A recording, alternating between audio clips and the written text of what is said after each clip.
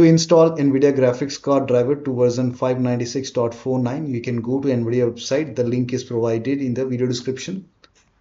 Once you go to NVIDIA website, select your graphic card. Make sure that you select your graphic card, your operating system over here. And once you select your graphic card over here, click on Find. And then on this page, you will find the graphics card driver, that is 596.49 GeForce Game Ready driver. Click on View.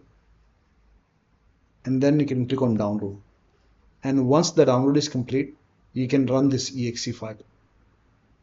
So run this exe file, and then you have to click on Yes to allow. Click on Yes to allow, and then click on OK. And then once done, click on Agree and Continue. Select Custom option.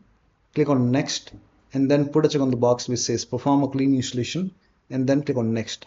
And once the clean installation is complete, restart your computer.